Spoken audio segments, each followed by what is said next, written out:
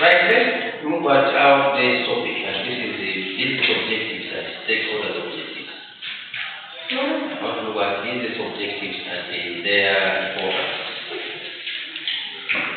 Our topic today is on business objectives.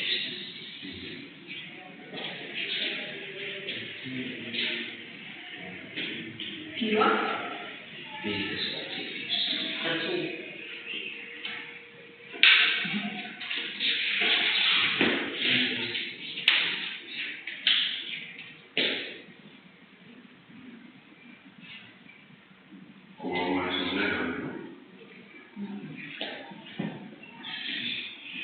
Next week I'll give you the slide. Give me How did you read this one?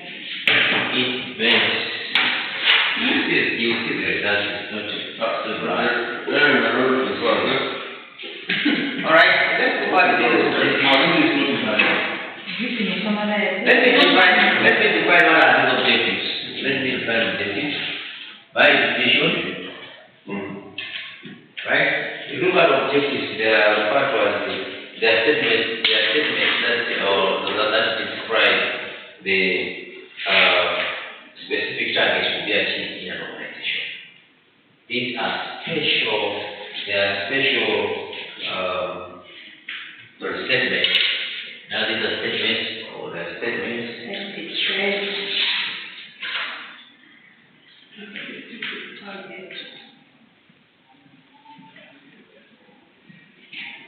Specific targets to be achieved.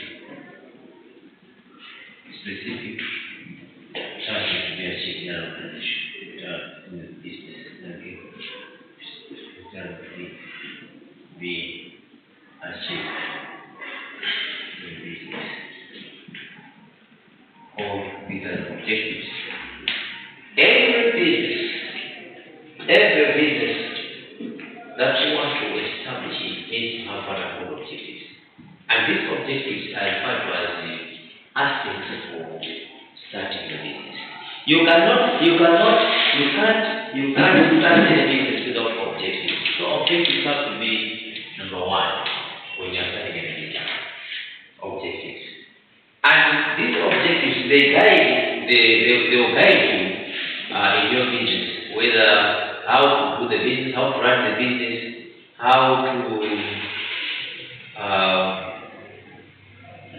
how you resource other resources to the objectives. So objectives act as they act as a guide in business. In other words, it is from these objectives that you can produce what is called a plan strategies, or you can come up with what are called plan strategies. I think. So objectives to help you come up with a plan. So they help you to plan at the same time and formulation of strategies, formulation of strategies.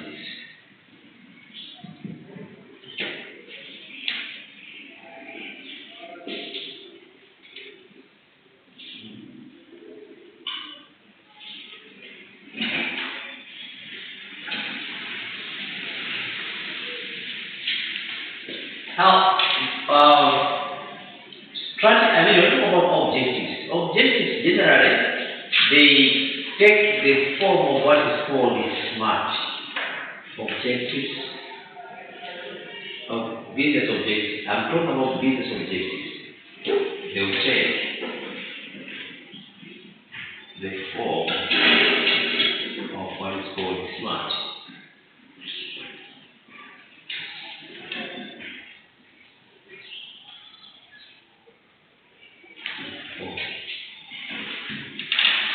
Where this specific aim measurable where S is specific, aim is measurable, A is attainable, is attainable. R is realistic, and T time bound.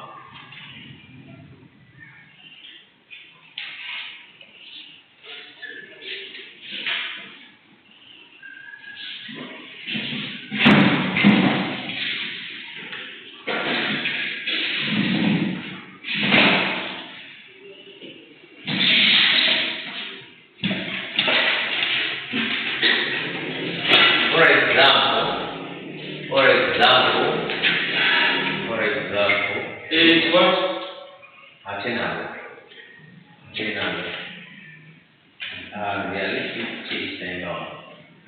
That is, if you look at the specific objective, if you look at an objective that is specific, it is so specific in the sense that if, for example, objectives of an objective of maybe an airline. So you can have an objective that it has to occupy 200 participants. That is specific. Specific, you are so sure of it that you can't go beyond that. Anything that is so specific, it is there. Like if you have got a minibus and the capacity is 30 passengers, that is specific. Or you can't go beyond that, that is specific.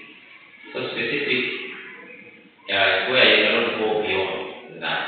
So a very good example is about that, like at the end of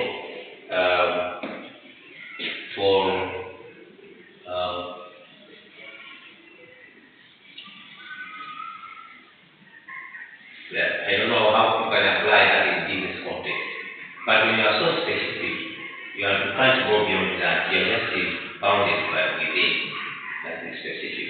When you are measurable, you should be able to measure. For example, you want to do business, you should be able to measure whether your business is doing fine or is not doing fine. You can use what are called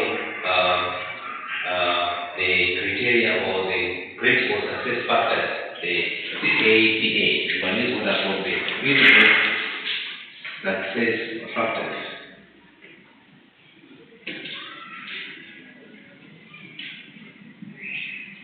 Use the critical success factors. Sometimes they use the or write the critical success factors. And these factors are ones that can help you to measure whether your objectives were achieved or not. So you prepare an objective and you need to have what are called the factors that will help you to measure whether your business is doing fine or not. One of the critical success factors that you can measure your organization whether it's performing well, it is the profitability, profit. So if you are having profit, then that is the fine. Means that you can measure. Number of employees. If the number of employees they are increasing, it means the business is growing.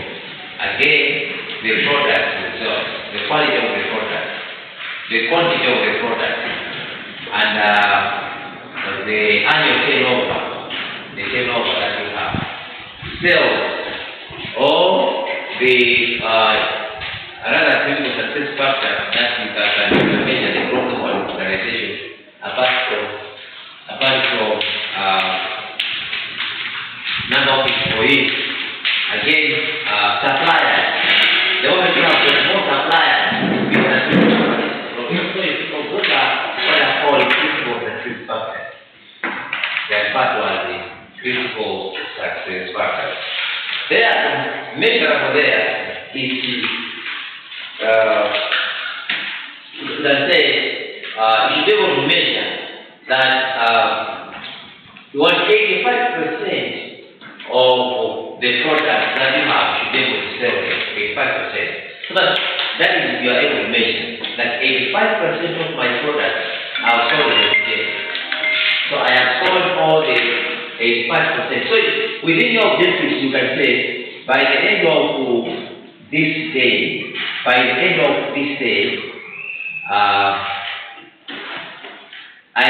what I want is to sell 85% of the products, of my products. So when you talk about 85% of the products, it means that you should be able to measure the 85%. That is what is called measurable. Be able to measure, and you should be able to measure that once you have sold it, like you say, let me calculate, have I reached the 85%? If you have reached the 85%, you say it's fine, it's good. If you haven't reached the 85%, ask yourself, where have you done wrong, or where do you think that you can improve, so that next time when you are having these objectives, you should be able to sell according to the number of percentages that you want. That is the measurable. While in attainable, you should be able to attainable, and that comes to this issue of, again, if you go to another way, sometimes another books, apart from the right attainable, other books they say achievable. You should be able to achieve what you have, be able to achieve. So this objective, for instance, let's look at this objective, this one. By the end of this year,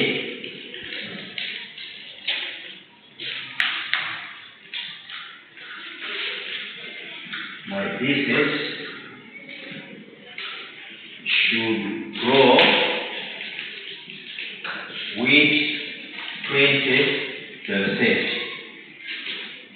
By the end of this year, your business should grow with 20%. Assuming that you are about this subject, that by the end of this year, you should be able to produce 20% of the profit, or you should be able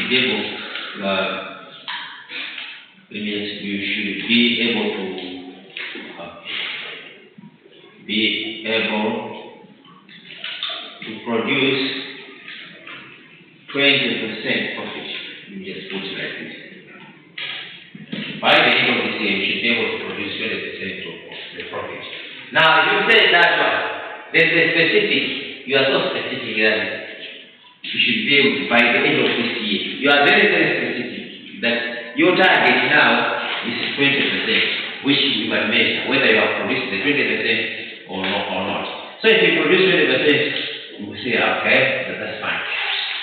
You should be able to produce, you should be able to produce, or you should be able to produce 20% the profit or the margin. Attainable, make sure that when you have objective, that objective has to be achieved. It has to be achieved. Don't come up with an objective that is impossible. Don't come up with an objective that is impossible. You should be able to achieve it. You should be able to say, or you can say, I want by this year, I want to produce 1 million once. That is, you should be able to, whether you will not reach the 1 million, but you should be able to be close to that amount. That is what is called attainable. Realistic, be real. Assuming that you have got a business of just a shop, business of a shop, you have to be very real. That by the end of this year, you should be able to produce, and from the shop, you should be able either to produce about 1 million. You have to produce 1 million from the shop. It has to be real. You can't be said that a small shop, a worker, and that is of which you have started that shop with anyone. I mean, these are the standards. And they say by the end of this year, you want to produce 100 million. That would be unrealistic. So it has to be realistic. Right? This time around, it's time for people now to start preparing their gardens so that they want to plant maize. And you know how we do debate now on agriculture. Our backbone is now agriculture. Last year, we neglected the agriculture part.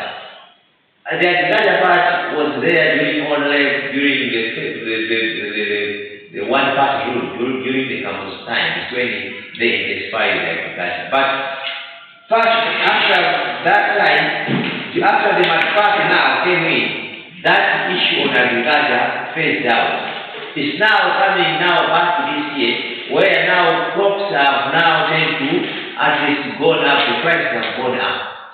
Right? So if you can venture, instead of going to this business, you can venture into agriculture yourself. So you can say, by the end of this year, or by the end of the planting season, after this session, planting session, you should be able to produce 300 bags of maize.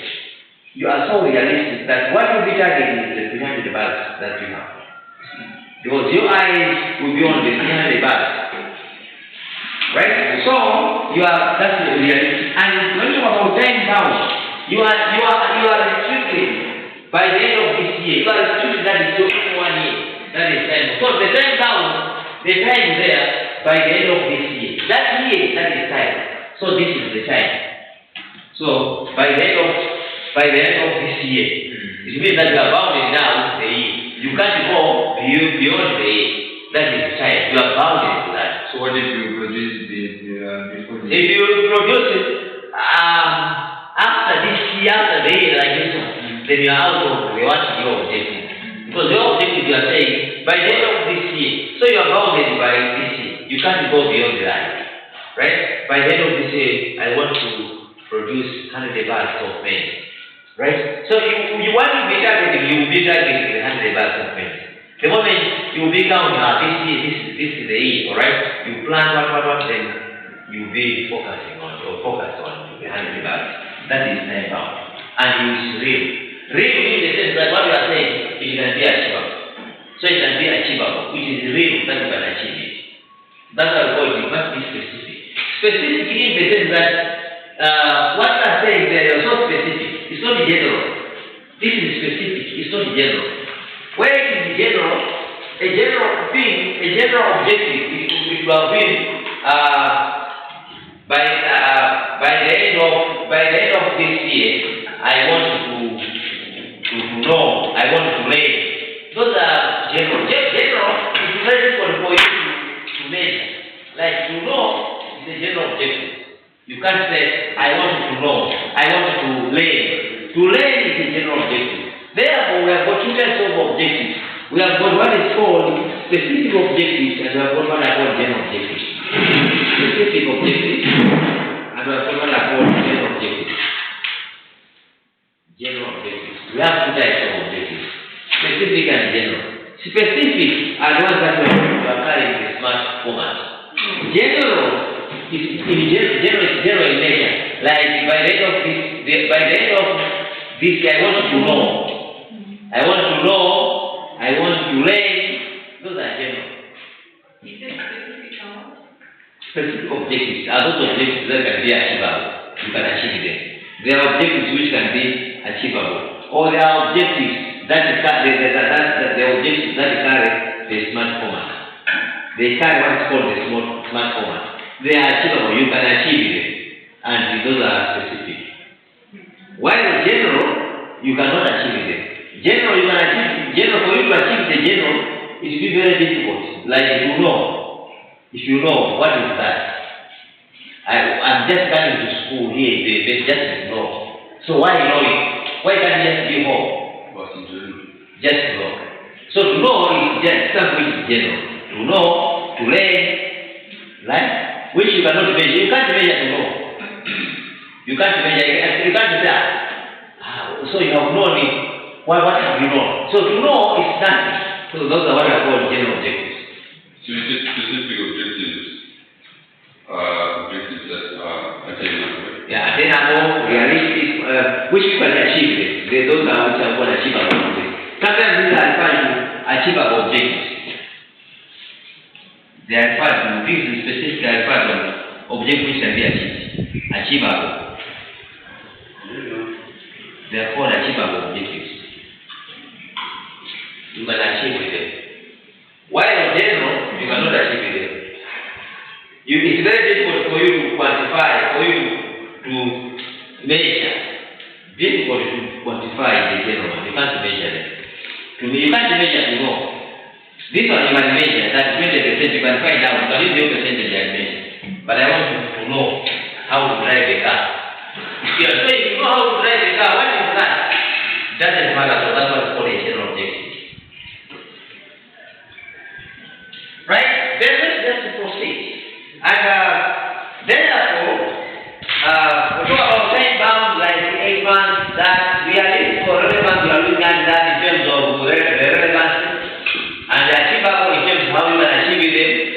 Those are achievable. Right, so we have got different types of objectives. It depends on the nature of the business. Now let's look at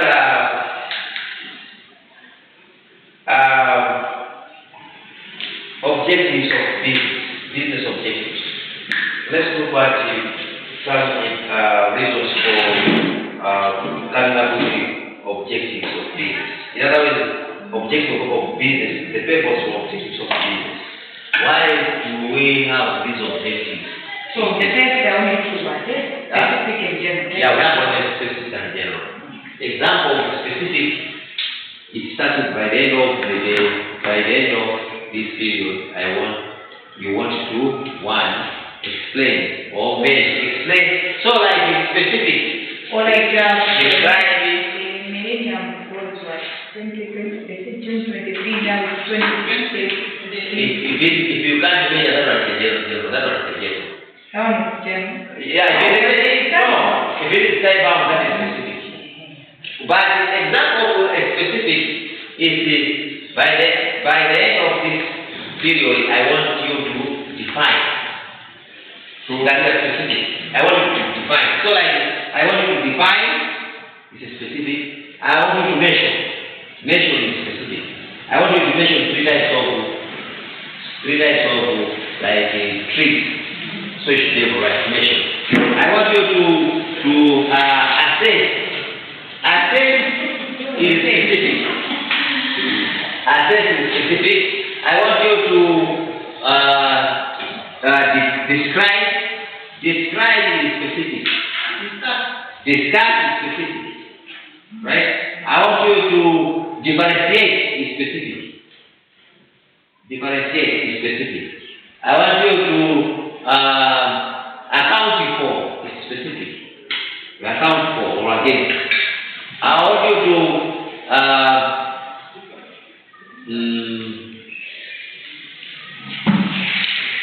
justify is specific. Justify. Right? Justify. I want you to explain. Explain is specific. For that, by then, you can just be able to explain. But general objectives is to know. I want to learn. Right? I want you to know. To see. I want to see, to learn, to know. Right?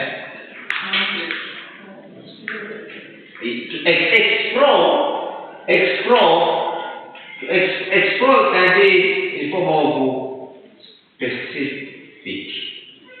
Explore, three types of this. So explore is specific.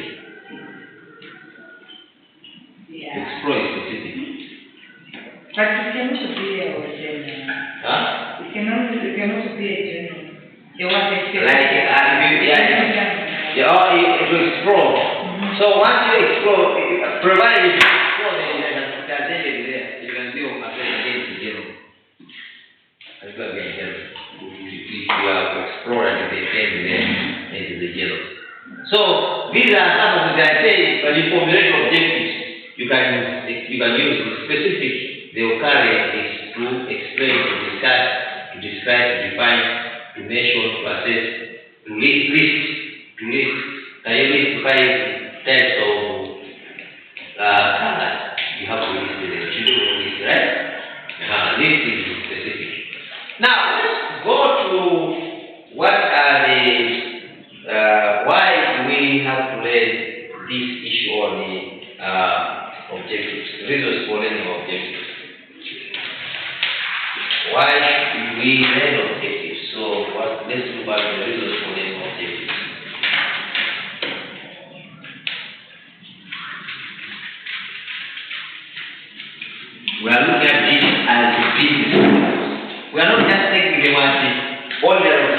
business objectives. Why learning these objectives? I think I will use a diagram to describe that. In other words, let's look at business objectives. Why learning this? Or let's look at different business objectives. Different business objectives.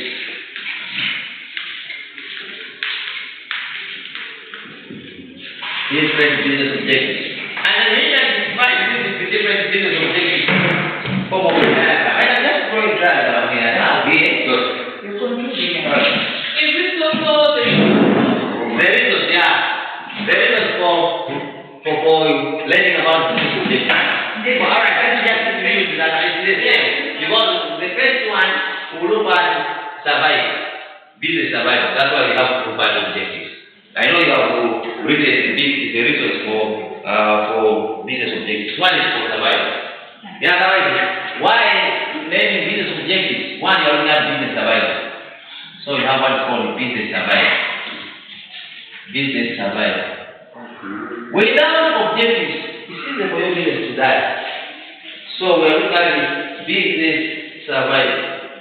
So business survival, businesses for the first year, they will suffer a lot. First few days of establishing a business, they will suffer a lot. That's why in business, we have what we call this graph. We have business graph. We have this growth case. We have this type. It goes like that. It goes something like that. First, introductory part. The first part is where you have a lot of problems, and then in that context is where a lot of businesses do fail. They can fail on the first year here. Fail. Why? Because it's just an introductory stage.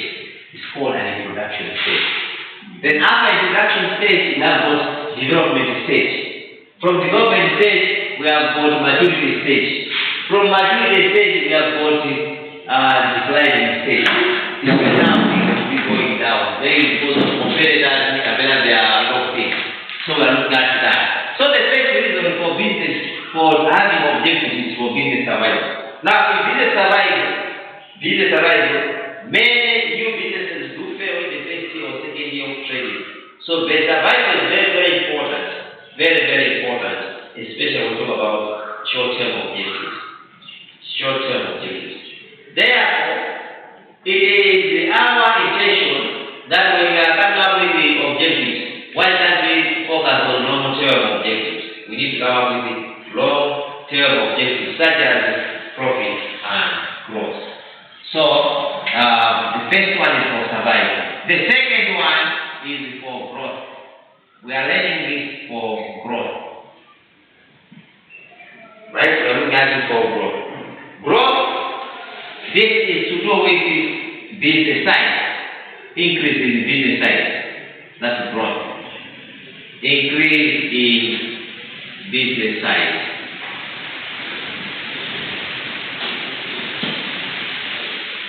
So the increase in the business size in growth comes in due to the output. Now, the output comes in, and then when the output, when you have got a lot of output, you benefit what is called the economies of scale. So you are looking at the size coming in because of output. So the increase in output will result in increasing in the economies of scale. So output will result in the increase in the economies of scale. The economies of scale.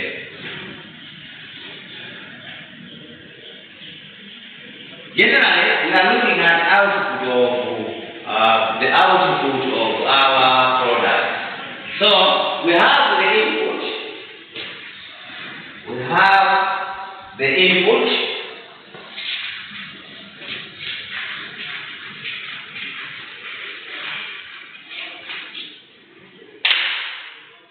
So we have the input.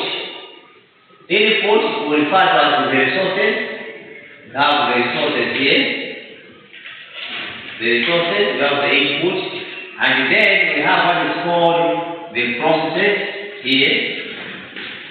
Process, and finally we have what is called the output.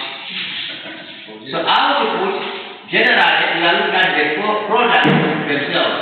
So here we are looking at the end product. End product here. So when you look at this issue here, that when you say that your business is growing based on the objectives, you can see that my business is growing if you my objectives are met when you see that your business is growing. Then growth in itself is coming because of the increase in size of it. So the increase in size, there are a lot of indicators for you to measure the size. One, it depends on the economies of scale, the output. If the output they are more than what you are expecting, that is the business is growing. If you have got more workers, it means that the business is growing. That's another indicator. If you look at profitability, it means that the business is growing. If you look at a lot of suppliers are coming, more suppliers are coming, it means that your business is growing. If you have a lot of customers, it means that your business is growing. If you say that you have more, the risks are getting, they are increasing. The more risks you are encountering, it means that your business is growing. Because where you are going, if something is growing, they must be what are called return and risks. So the more risks you have, then you can easily say that your business is growing. So that is growth. So the growth is sort of the benefit or the increase in the economies of scale. Whereas if this increase in economies of scale will help infuse competitiveness of revenue and profit. So it will help with competition, competitiveness, and with that competitiveness, revenue and profit. Revenue and profit. These are some of the indicators for you to see that your business is growing. So growth comes because of competitiveness. If you have a lot of competitors, it means that your business is growing. Where you say that revenue, where there you have got a lot of the revenue has expanded. The revenue is coming because when you talk about revenue, it's coming when you have costs.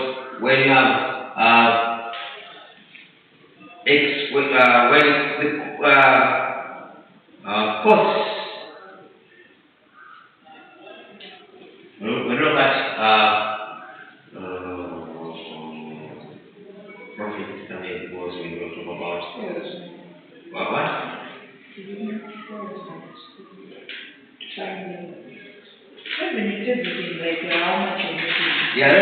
is more or less like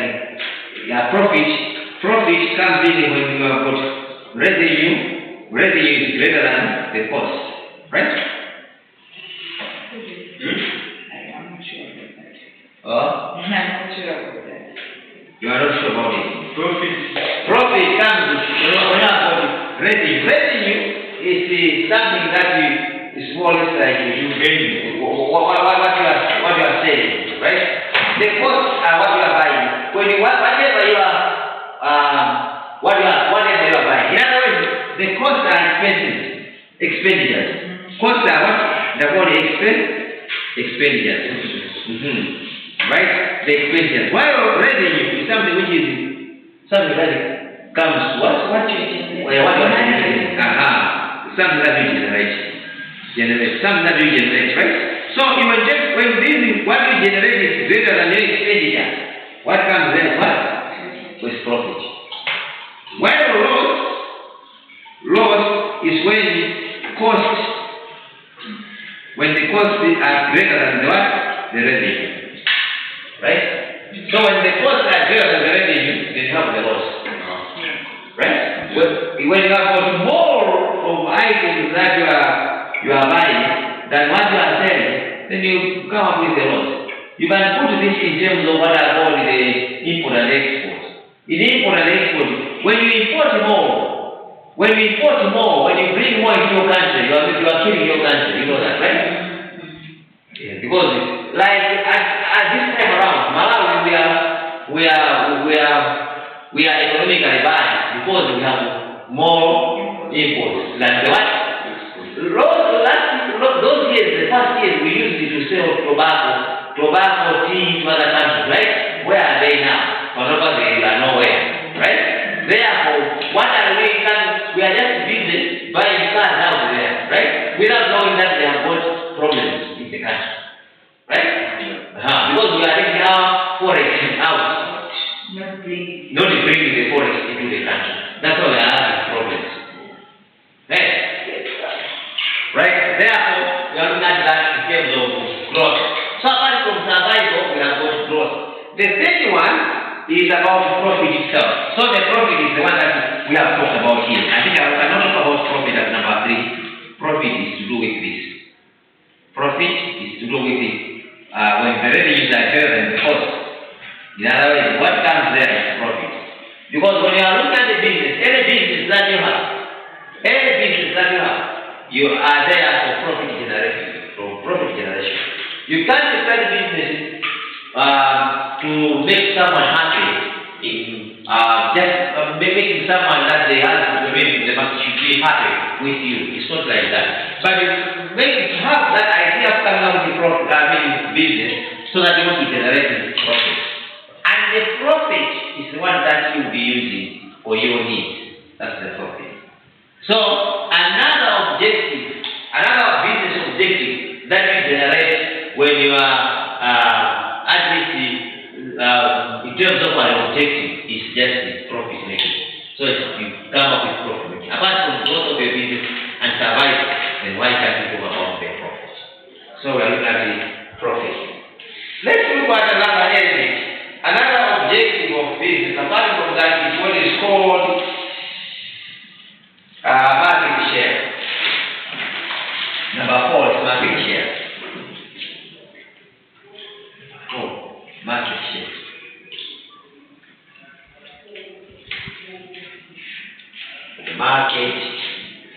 The market share.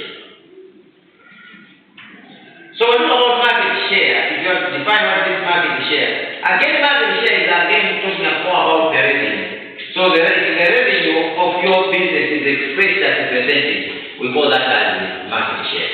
So if you can define that market share as the revenue that you have expressed in terms of percentage, that is what is called market share. So revenue can be defined as market share can be defined as the revenue of your business that is being expressed as percentage of the total market.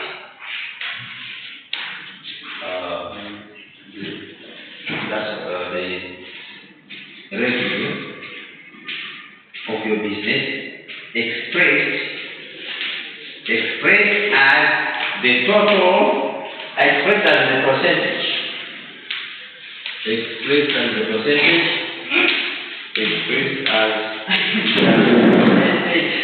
of the total market. Expressed as the percentage of the total market revenue. That is what is called market share. Market share comes in assuming you are trying to express, you are trying to work out mathematically the percentage of what you are collecting, of the total things that you have.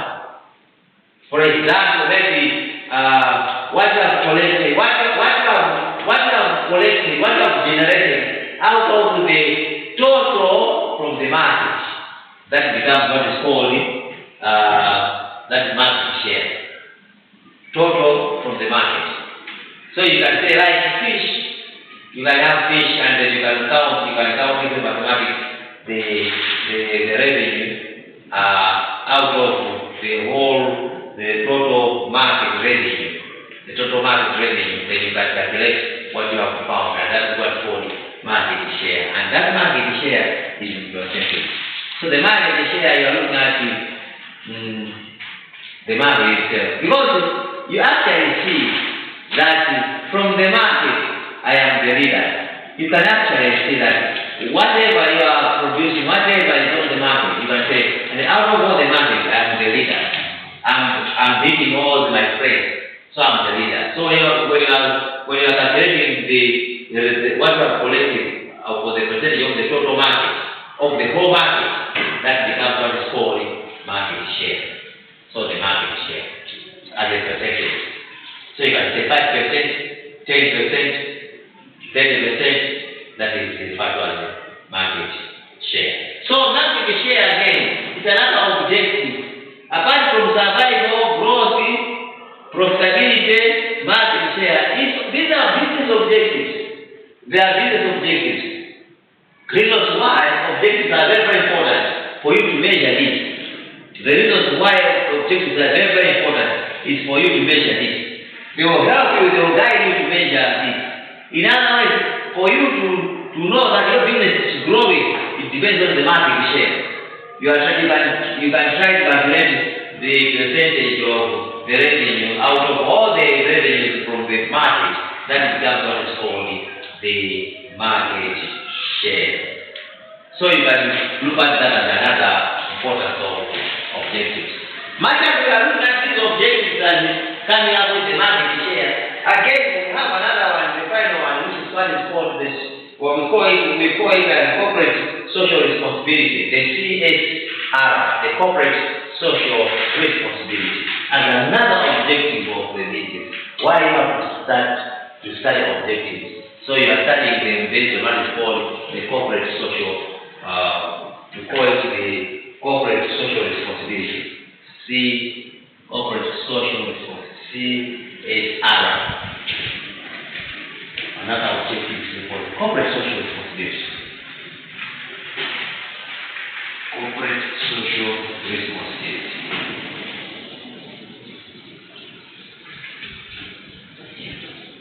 We'll define what is corporate social responsibility. So at number 5, that is corporate social responsibility.